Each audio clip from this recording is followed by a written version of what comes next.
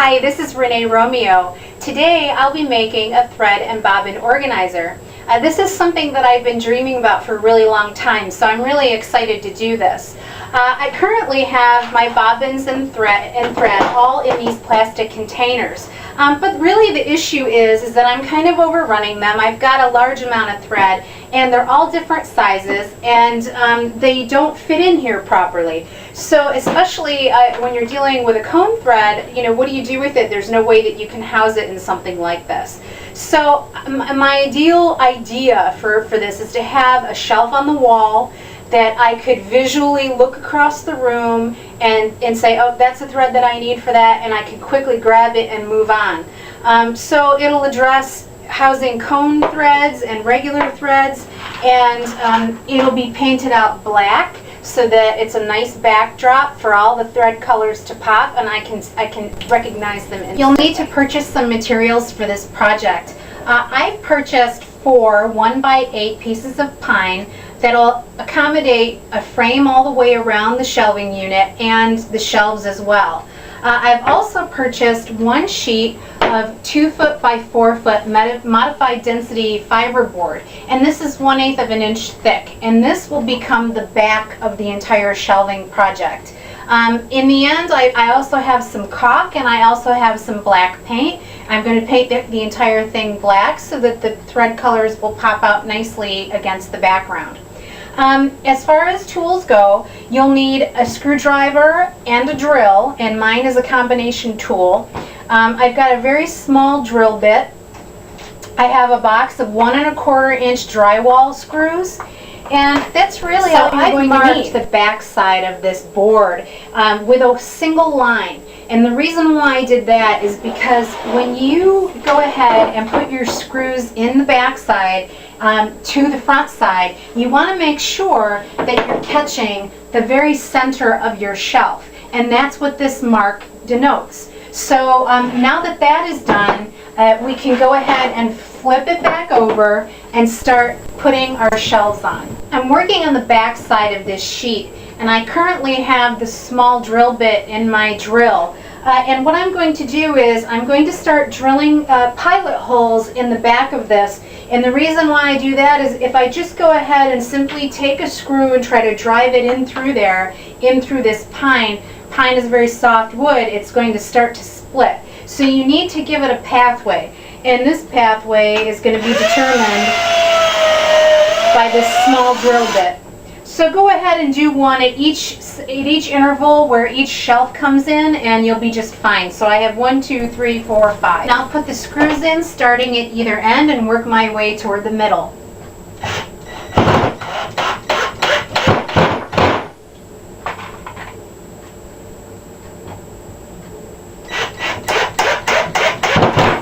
Now that the left-hand side is complete, I've changed back to my drill bit, and I'll start putting the longer lengths in, starting with the outer edges and working my way in.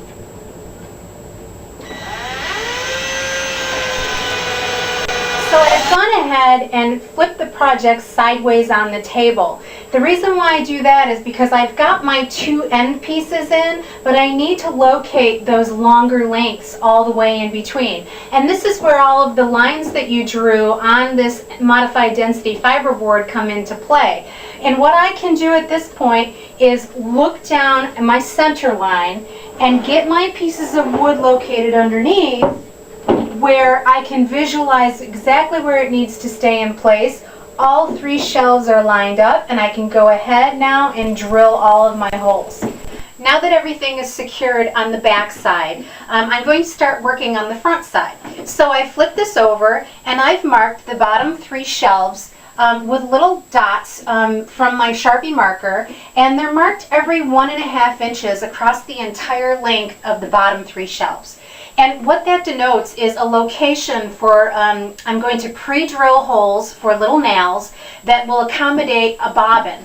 And the bobbin can be stored directly underneath the coordinating spool of thread. So what I've done is I'm going to go ahead and get a tiny little drill bit, and I'll start drilling in all these little spots, and then I can go ahead and put the nails in. So I have a drill, and I've got a tiny little drill bit in here, and I'm just going to take it straight on and drive it straight through and just really make a pilot hole. And it's going to be very, very fast the entire project. Before I go ahead and put the nails in the holes, I'm going to take some time to go around this entire piece and caulk all of the seams on the inside and on the outside and between the sides. This will take care of any small gaps that appear around the piece, so you don't have to be so perfect. It'll also cover up some of the imperfections that you get on the sides when you screw your screws in and leave screw heads behind. So it'll cover all of that. And at this point, what you could do is you could, put some crown molding along the top to make it a little fancier. I'm choosing not to do that because I might use this very top shelf for storage, and I want to keep the option open. So I'm going to go ahead, and I've got the caulk gun loaded.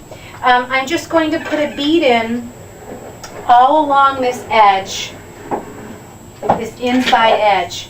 And I don't want to leave it. I want to go ahead and finish this off. Now I have a towel here that's wet. It's not damp. It's wet. So I kind of take my index finger and I rub it on that, and then I can move it along the edge of the caulk and get that nice and smooth. And then I have something to wipe my finger on, and I can move on to the next seam. I'd like to just demonstrate along this edge here how I go ahead and caulk this seam between the MDF and the shelving. So basically you're just going to run the tip along that gap, get the caulk in there, and then with your wet finger you're going to take your index finger and you're just going to run it along that edge and smooth it all out.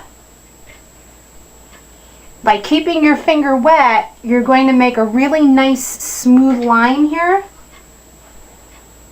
And that's really all there is to caulking. All of the caulking is finished, and at this point I have 1 1/4 inch long finish nails. And that's what I'm going to use to put into each one of these pre-drilled holes.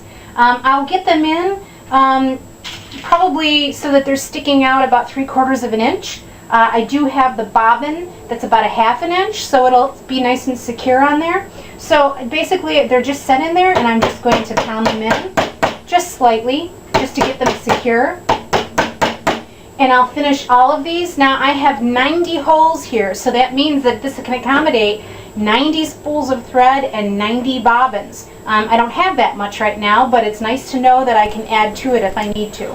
All of the finished nails are hammered into place, and they're nice and secure. And if you can see, I've got a bobbin here, and this is how it's going to look as it hangs on the wall. So once that's done, you can go ahead and either take this outdoors and spray paint it, or in my case I'm going to use a latex paint in black, semi-gloss, and go ahead and paint everything.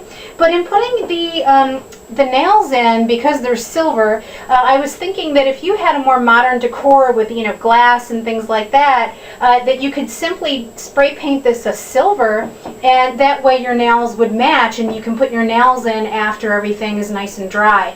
So either way you want to do it, go ahead and put some crown molding on the top if you're more traditional, but I'm going to leave it like this, and I'll show you what it looks like when it's done. The project is now complete. I've gone ahead and put 2 coats of semi-gloss paint on the entire project, including all of the nail heads. I've located the studs in the wall, and I have 3 studs that I'll hit with the entire 48-inch length. So I've gone ahead and I've pre-drilled all the holes in the back behind the spools of thread so that I can put 2-inch drywall screws in through the back into the studs. So there are 6 there, and I have all of my matching bobbins going ahead with all of the threads, and those are all in place. You can put a project like this in a sewing room, in a laundry room, in a closet somewhere, and what a treat it is to actually be able to look at everything you have and not have to rummage around in your sewing kit to try to find just the right color thread. So you saw how simple it was. Make one of these for yourself. You will be so overjoyed with it. And again, until you do, I am Renee Romeo. I'll see you next time with another great project. Thanks.